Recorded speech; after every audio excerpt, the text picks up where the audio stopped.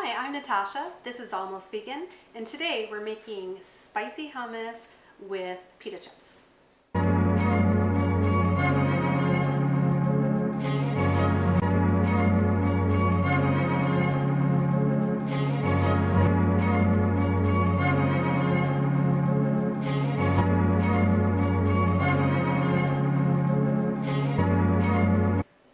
Okay, so today we're using our Oshiglo's recipe book again, and we're going to work from the classic hummus recipe. I'm going to put my own little spin on that, and then we are going to make the spiced toasted pita chips. So let's get started. Okay, we're going to start with 3 cups of chickpeas or garbanzo beans.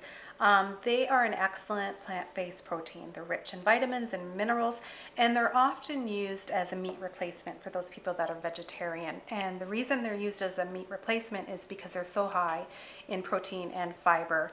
And because of their high fiber content, they keep you full for a long time. They have a low glycemic index, which supports healthy blood sugar levels. And they're super cheap and they're versatile. You can throw chickpeas in anything. If you make a salad and you want some protein, you can throw some chickpeas on. You can put them in a sandwich if you mash them up, kind of like a paste. You can put them in soups, stews. They are super versatile. Okay, so for my recipe today, I used dried chickpeas. Dried beans tend to be a lot more nutritious than the canned beans.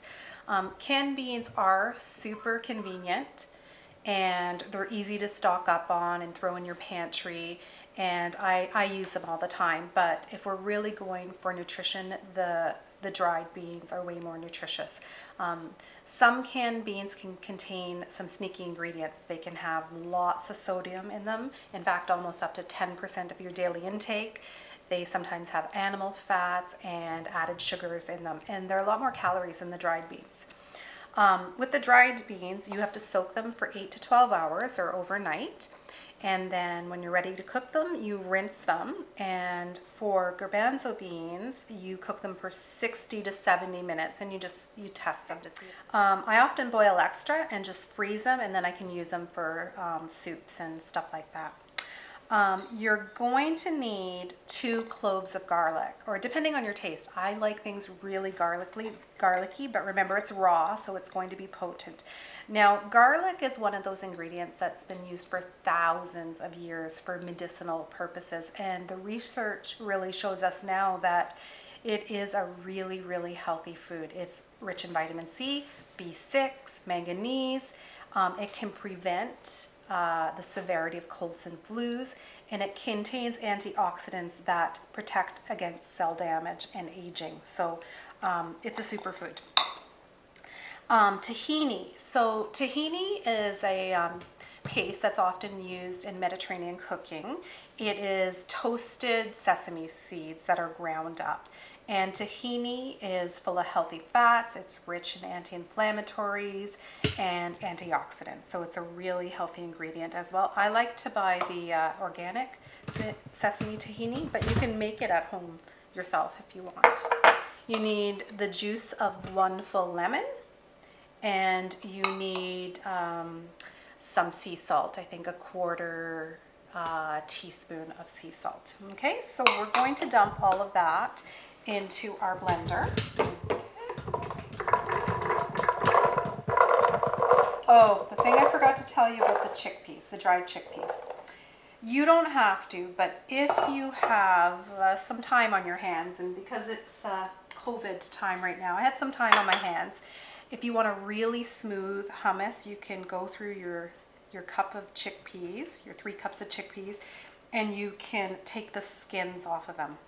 My friend came over to visit today with her new baby. We had a social distancing visit, so I just took the skins off my chickpeas while we were visiting. You don't have to do that. It does take a lot of extra time, but it makes, like I said, a really smooth hummus. Okay, so we're going to do that. We're going to throw the garlic in. We're going to squeeze our lemon.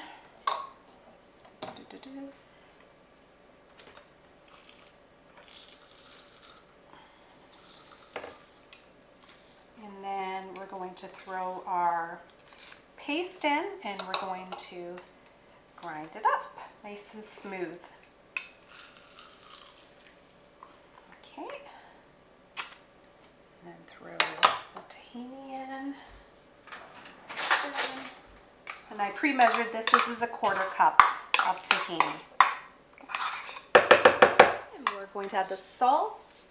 Especially if you have the dried chickpeas, you want to add some salt because there is no salt in them in the canned. They're usually salted already.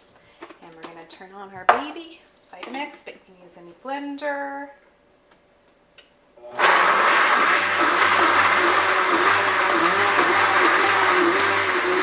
blended it for a little bit, and gave it a little stir, and it looks a little dry. So what I like to do is I like to add a little squeeze of lemon.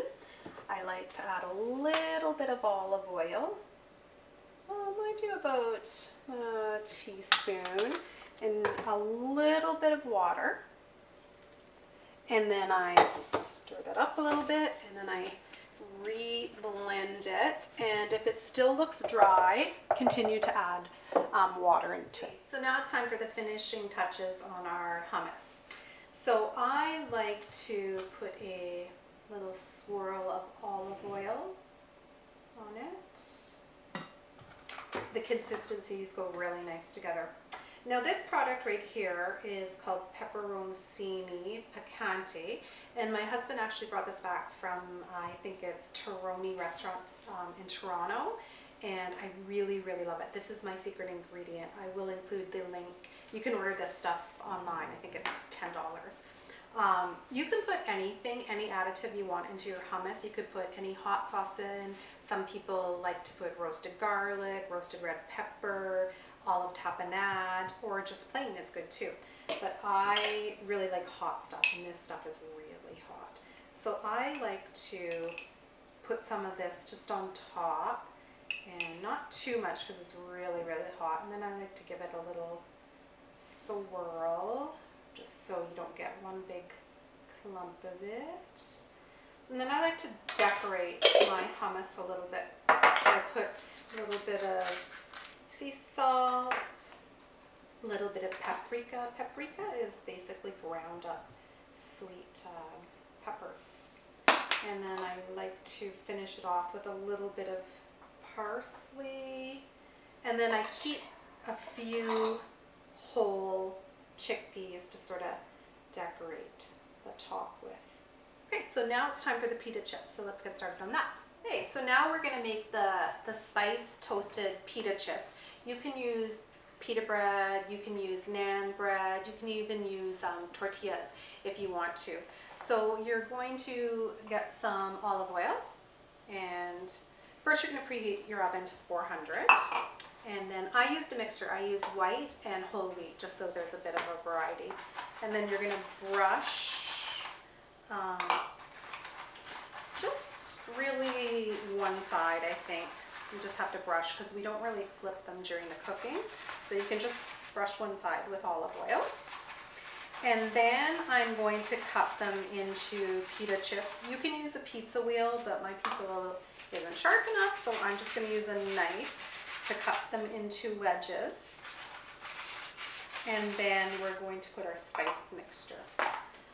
So, a knife and cut them however big you want them. So I'll just cut them like that. Okay, so for the spice, for some reason this combination is really delicious on the pita chips. But I'm sure you could do any combination you want, but I really like the one that they have in the book. So it is half a teaspoon of garlic powder. And then it's half a teaspoon of cumin, half a teaspoon of paprika, and then a 1/4 teaspoon of fine grained sea salt. So you're going to mix that all up together. And then your pita chips should be really well oiled. So I went back and I brushed another little coating of oil on them. And then you're just gonna sprinkle some of this spice on there.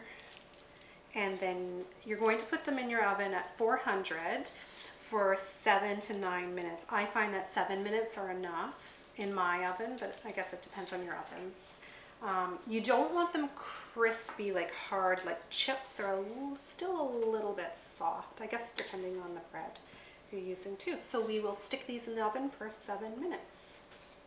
All right, so we're all done. We have our beautiful hummus, our spiced pita chips, and I have to tell you, my favorite way to eat this is on those hot summer nights when you don't really feel like cooking and you don't feel like eating too much. Sometimes I just make hummus and chips and maybe a small salad, and that's what we eat for dinner. And for some reason they taste really, really, really good with red wine. So I hope you enjoy this recipe.